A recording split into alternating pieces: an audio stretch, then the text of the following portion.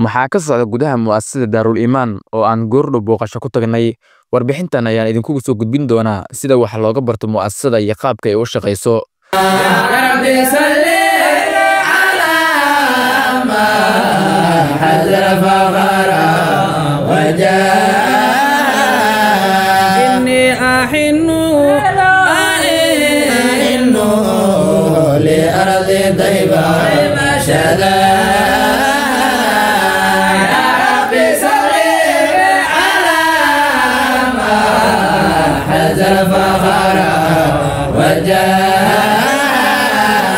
نور الرسول يلوح في دورها الأرى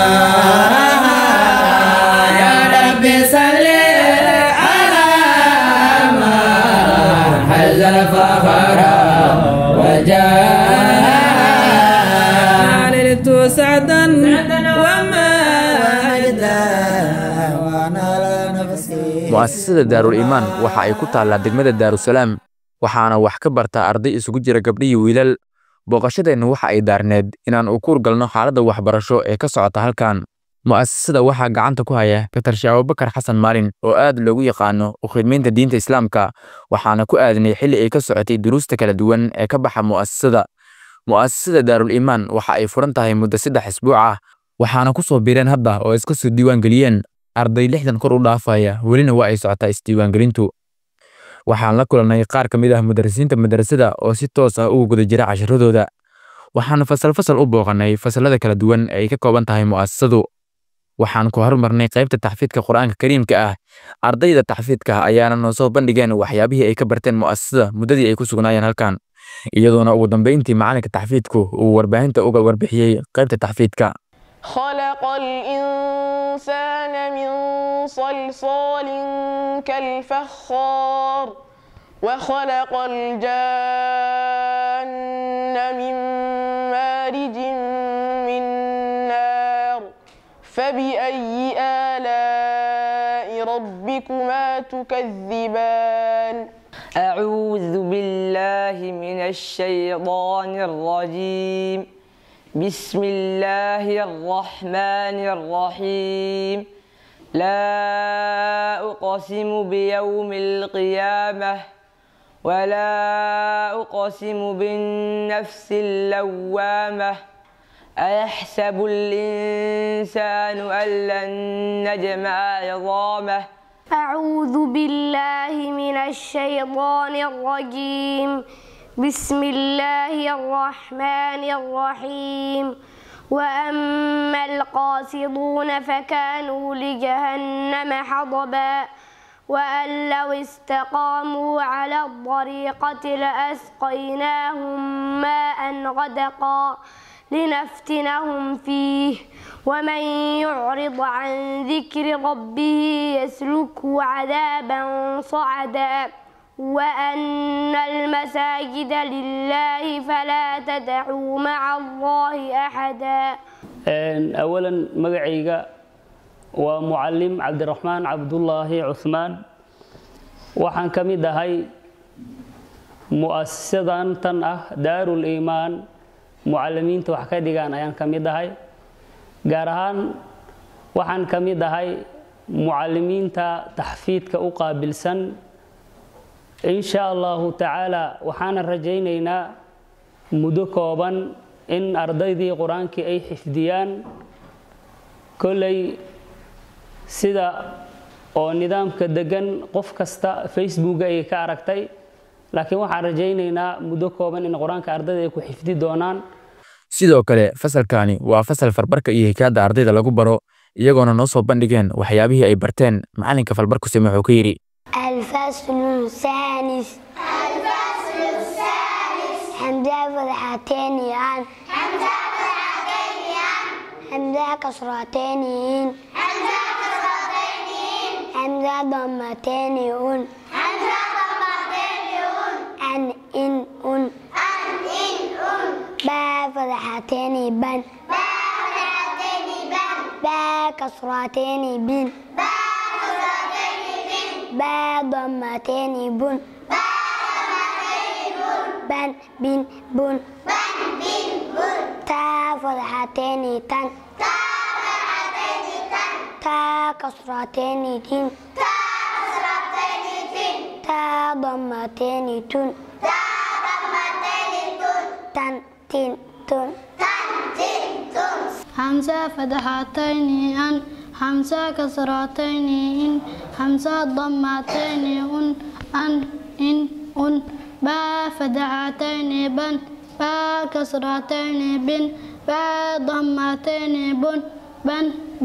بن تا فتحتين تن تا كسرتين تن تا ضمتين تن تا فتحة همزة كسرة همزة ضمة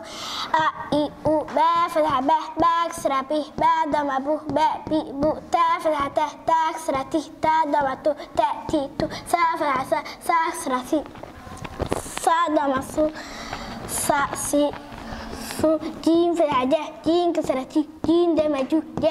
جو ها فتحة ها كسرة ها ضمة ها حي waxaan ka mid ahay macallimiinta wax ka dhiga mu'assasatu daarul iimaan waxaan macallin ka ahay qaybta alqiraa'a wal kitaaba ama sida loo yaqaano farbarka ama hijaa'iga farbarku waa asaas uusan qof kastoo hemi waxbarasho leh ama maadi ha barto ama waxa la yiraahdo carabi ha barto wax kasta oo baranayo wax qofka uusan ka maarmi karin asaasi aan uusan qof kasta ka gudbi karin qofkii ka gudbaana ilaa heer jaamacadeed uu dhibaato arki doono asigoo ka walwalsan inuusan waxa dadka si wax u akhrinayaan uusan wax u akhrin karin marka qof kasta asaaska uu soo saxmaana waxa waxyaabo badan baa u saxmaayo oo kamid ah xagga qoraalkii haday noqoto ama xagga wax akhriskii si kasto ay ahaataa anugaas meeshaan la keenay waqti ayaa loogu talagalay fasalkan la keenay waqti ayaa loogu talagalay waqtigaas oo ah 6 bilood inuu alqiraa'a wal kitaaba anugu inuu waxan geedi karo wixii loo yeeriyaa inuu qori karo sida in quraanka uu soo maray juska came suurad kasto la yiraahdo qor inuu qori kara sida inuu kitaabka quraanka hadii loo soo kala baxsho oo kicin kara hawaaye alqiraa'a wal kitaab wax ay ka kooban tahay oo dhan yaa inuu 6daas bilood anugu ku barta la rabaa sidoo kale fasalkan idin muuqda waa fasal taxfiid ah ee qaybta gabdhaha iyagana maxaan kala kulanay macalinka taxfiidku wuxuu ka yiri أعوذ بالله من الشيطان الرجيم إن للمتقين مفازا حدائق وأعنابا وكواعب أترابا وكأسا دهاقا لا يسمعون فيها لغوا ولا كذابا جزاء من ربك عطاء حسابا رب السماوات والأرض وما بينهما الرحمن لا يملكون منه خطابا أنا وحان كمد يحي معلمين كشقشو مؤسسة دار الإيمان قارهان أي كتالو دقمة دار السلام إن شاء الله تعالى waxaan gacanta ku hayaa gabdhaha oo taxfiidka quraanka ayaan gacanta ku hayaa ilaahay ma sha Allah taala hadda waxa shaqeynaysa madrasada dhowr loogu usbuuc ah gabdhaha hadda waxa ku muuqda insha Allah isbedel fiican ilaa idinkiis waxa rajaynaynaa muddo kooban quraanka uu soo dhameeyno uu soo afjarno insha Allah sidoo kale fasalkani waa qaybta shariicada waxaan la kulanay macalinka uu akhrinaya ardayda kitaabka safiinaha ee fiqiga kitaabul janaaisi sheekhu halkan wuxuu ka galayaa salaadii baan ku soo jirnay janaasada kitaabkeedii jamcu janaazatin bikasri aljim hadii la akhriyo waxa la yiri sida ay soo tabiyeen asmaci iyo ibn al-arabi wa nafs al-mayd ama hadii la kordhigo janaaza la dhaho bifath al-jim waxay dhahan waa sariirta naxashka maydka lagu qaado sheekhu marka wuxuu leeyahay faslun hada kan faslun fasil mid wax kala bixiyo way waa teeda buu sheekhu leeyahay yaani wuxuu kala teeday bayna ma mada iyo wama sayati fasalkan inoo soo socda sheekhu wuxuu leeyahay alladhi midkii buu yiri yalzamu waajibaya buu yidhi sheekhu lilmayiti meydka midka u waajibi 4 khisaalin 4 xaalo wey 4 xaalo ayaa meydkii u waajibaysa alladii midkii buu yidhi sheekhu yalzamu waajibaya lilmayti meydka u waajibaya 4 khisaalin xaalooyin oo 4 weeye wusluhu meydka dhaqitaankiisa in la dhaqo wa takfiinuhu iyo meydka in la kanfo kol haddii la ogaado in meydkii uu dhinta qofkan isaga waxa ku xiga waaye markii la dhaqo in haddana la kanfo wa salaatu iyo salaad weeye calayhi cala almeyti meydka korkiisa lagu tukado salaatu aljanaaza iyo wa dafnuhu meydka aasidiisa 4 xaalo ayaa sheekhu u waajibta buu yidhi ugu dambeyntii waxaan xafiiska ku booqannay maamulaha mu'asasada Sheekh Cabdifataax Al Cibaar iyo ku-xigeenkiisa Sheekh Cabdullaahi Sheekh Abuukar Xasan Maalin iyagoona nooga warbixiyeen mu'asasada iyo qaabka ay u shaqayso mu'asasatu daar al-iimaan al-caalamiya howlaha mu'asasada ka socda waa 2 qaybood hadda socota qaybtii ardayda yararka quraanka lagu xifdisiinayay oo ardadii bilow ah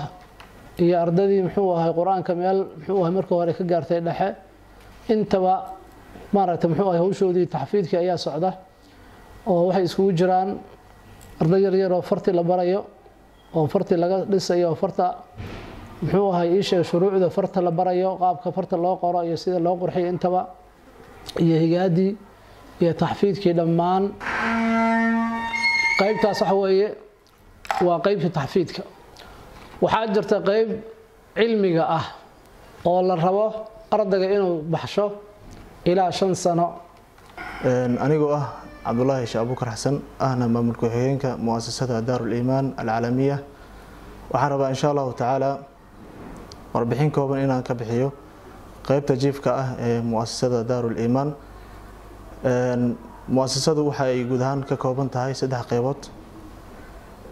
qaybta farbarka qaybta taxfiidka iyo qaybta marka culumta sharciga ah ayay si guud ka kooban tahay marka waxaan sidoo kale ardada u diyaarinay goob marka ku haboon waxbarashada oo marka ardayga uu jawi wanaagsan oo wax ku baran karo ayaan u diyaarinay waxa kale oo ardada u diyaarinay waxbarasho tayo leh oo marka waalidka iyo ardayga ay ku qancaanba ardada jiifka ah waxa uu dheer cuno marka 3 waqti ah oo quraacdii iyo qadadii iyo cashadii ah waxaan kale oo u diyaarinay ardayga jiifka ah goobtii marka uu jiifo lahaa iyo halkii marka agabkiisa waxbarasho iyo marka dharkiisa uu gasho lahaa ayaan u diyaarinay oo asaga khaas u ah mu'asasada Daarul Iimaan waxay si joogto ah ula socotaa heerka waxbarasho ee ardayga ayadoo marka mu'asasada imtixaano badan oo marka isugu jira dhowr qaybood ay qaado waxaa jira imtixaano marka ardada laga qaado oo kuwa bilo ah kuwa 3 bilood ah ayaa jira oo marka ardayga heerkiisa waxbarasho lagula socdo waxaan si guud insha Allah taala waalidiinta Soomaaliyeed u sheegaynaa inay ku soo dhawaadaan mu'asasada Daarul Iimaan Al-Caalamiya oo ardadooda ay keensadaan waxaan ku soo dhaweynaynaa qof walba ee noo yimaada xafiiskana nagu soo booqda waji furan iyo gacmo furan iyo waxbarasho tayo leh iyo nadaafad ayaan ku soo dhaweynaynaa aad u mahadsantihiin